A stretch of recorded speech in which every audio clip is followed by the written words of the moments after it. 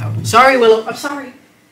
I'll let you in on a little secret. I have not always been the rabid reader that you see that's for rabies. I have not always been the avid reader that you see before you. In fact, there was a period of about 15 years where I did not so much as touch a book. Didn't even touch a book. And now I can't go a single day without just getting my grubby paws all over every book in sight. So yeah, today I just wanted to talk about my reading journey thus far, and what are the books that led me to this reading renaissance that I've had in my 30s. I don't want to say that I'd never read before my 30s, but because there was one summer in 2006 where my best friend, she was a very big reader. She was a rabid avid reader. And she gave me this box of books to read over the summer. And I went through all of them. Now, the only book, I remember two books. One, I don't remember the name. All I know is really sad, the dog died at the end. And the other book was The Boy in the Striped Pajamas. And then, I don't know, just after that summer, I just never really read again until I got a new best friend. That one just moved away. Okay? And that best friend introduced me to her shelf of books. And I have bought some of them recently because I saw them. This is the part of the video where I actually show you books. Hang on. And so I got really into Nicholas Evans. My favorites were The Loop. I've read this so many times. I read this so many times as a teenager. And The Smoke Jumper. Also read this so many times as a teenager. And also The Horse Whisperer. That was his most famous. It got turned into a movie. Robert Redford and Scarlett Johansson. Very young Scarlett Johansson. And kind of youngish Robert Redford. Younger than he is now. That's how time works. And yeah, I was just obsessed with these books. They made me want to move to like Wyoming or Montana. And they're all very much about like, I mean, this is about a smoke jumper. And all very much about like animals too. And there's romance. I think they're great. So I haven't read them since I was a teenager. So I am actually going to be rereading these to see if I get more from them now, if I get less from them, if I still want to move to Montana. And then the other book that I was obsessed with and reread, you gotta bear in mind also, it was the early to mid, well, it was the mid 2000s. And there just wasn't the same access to books, I feel like. No, there was. It wasn't like the Middle Ages. I didn't have the same access to books, so I would just read what friends had and what we had at home. And mostly at home, like my mom studied theology, so it was all like theology books, which aren't exactly very accessible. So yeah, The Dogs of Babel by Caroline Parkhurst. Her last name is very close to my name. And this is about mental illness and dogs. That's all I'm going to say. And this is just incredible. I again, haven't read this since I was a teenager. It dealt with some really, really heavy themes, though. Very much about mental illness. At the time, I didn't really have much mental illness, but now I have a lot. So let's see if I get more from it. And then non-fiction, I think my friend's dad had Into the Wild. And I was so obsessed with just like the story of this in general. This is John Krakauer. John Krakauer. Yeah, I remember I had the movie tie-in cover actually. And also read this so many times. And I think the book is better than the movie. But I also love the movie. So that brings us, those are really the only books. A few more Nicholas Evans books. Maybe some random books here and there, but that was, oh, and also The Catcher in the Rye. I have a copy of it, but I think someone broke into my house and stole it. Or like stole it when they were here, and I think I know who. Little mystery. Or am I being extremely paranoid? Maybe. I did say I have a lot more mental illness now. And then I really tried to get into classics in my first year of college when I was like 18. I lived above a bookshop, and I would buy classics, and I tried to read, hang on. I have the book that I tried to read. So these kind of ugly They're not ugly, but these kind of underwhelming. Like, I feel like you either hate this color or you love it. The dog hair on it. So yeah, I bought Bram Stoker Dracula because I thought it would be so interesting and spooky, but like it's like I struggle. I mean, the font is like tough as well. And this just got the better of me, and I think I just wasn't ready for classics, and then I just stopped reading. I just stopped reading until a random day in 2019, actually. I was watching, you know, those Vogue 70 or 20 questions interviews, and it was Troye Sivan's, and they asked him what he was reading, and he said A Little Life, and that he was obsessed with it. And I was like, on a whim, I was like, yeah, okay. So I went and I bought A Little Life. So this was the first book that I read after like an 11-year hiatus from reading. And if you've read Little Life, you'll know why that's kind of funny, or not funny, but devastating, as the cover says. Yeah, so this was big. This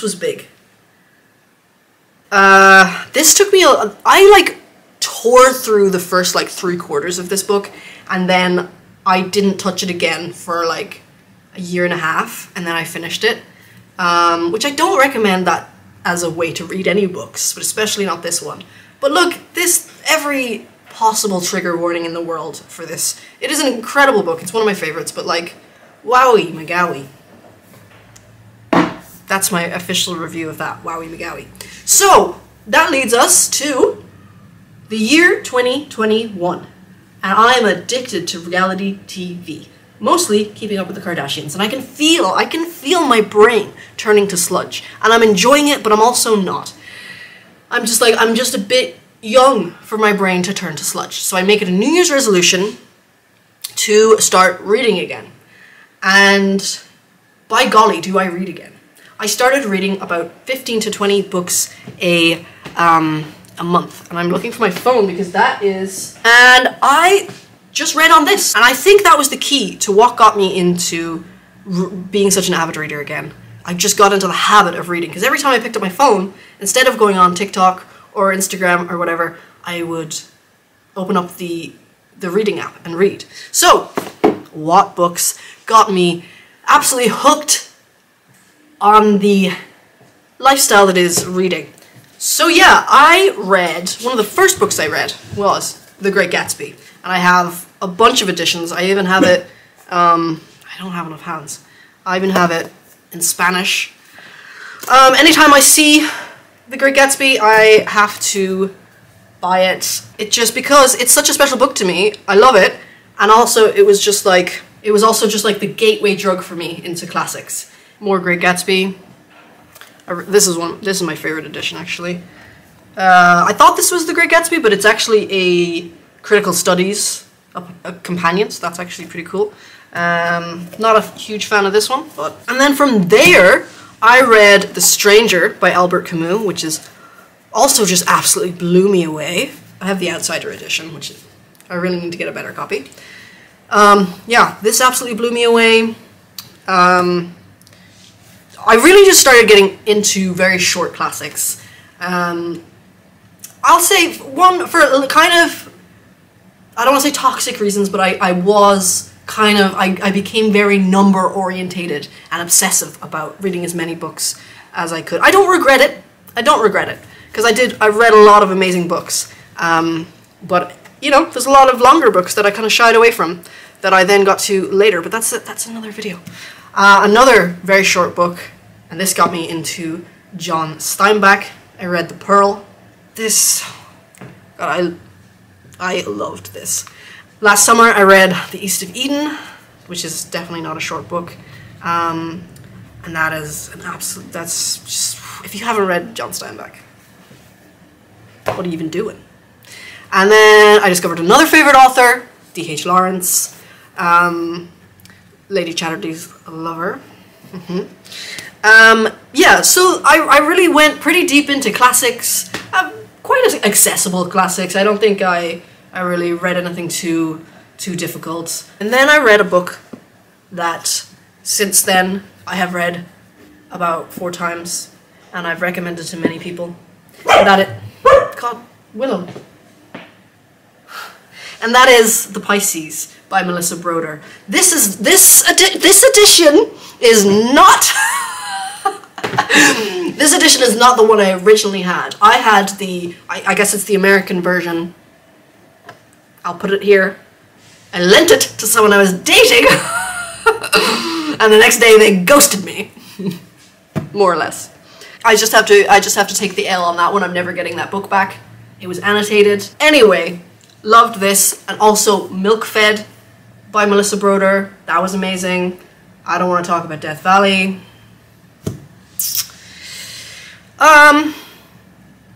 Yeah, and I just got really into literary fiction, you know, sad, unhinged, sad girl fiction, you know.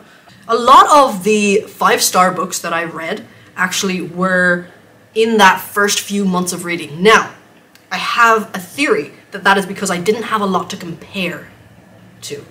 Because I've read a lot of books since then, and I've kind of been giving them 3 stars. I think the further into your reading journey you get, the harder it is to, like, you get a little harsher, I feel like. Or maybe that's just me. But let's have a look anyway. I'm really sorry if this video is all over the place. It's been a while since I've done this. In case I didn't say, I'm going through my Goodreads. Yeah, so I also got really into Japanese fiction. I read The Housekeeper and the Professor. It's such a beautiful book, so beautiful, so wholesome, so short. All of these. This video is probably just going to be, it could be renamed short books that you could read in a weekend, or a day, really. Hang on, my cat is just, he's in prison. My cat, I just gotta get my cat out of prison. Okay, will you be good now? Will you be good now? Will you? Huh? Will you be good? Come on. Come on, be good. Be good. I did read some Murakami. That's a whole other thing. We're not talking about that right now. And Miss Ice Sandwich. Her more popular one would maybe be Milk and Eggs and Bacon or Breasts or something. And Heaven, but my favorite of hers is actually Miss Ice Sandwich. Oh yeah, and one of the very first books that I read is really, really short. I guess you'd call it a novella, but it was Magma by a Swedish author as translated fiction. And I'll just read you my review. 5 stars. An unflinching portrayal of abusive relationships. Will definitely reread this. I actually haven't reread it. But yeah, this video was kind of all over the place, but I had fun, and that's really all that matters. Just to update you all, I was being a paranoid Percy. No one stole my copy. It had fallen behind. This is my copy of The Couch in the Rye. Okay?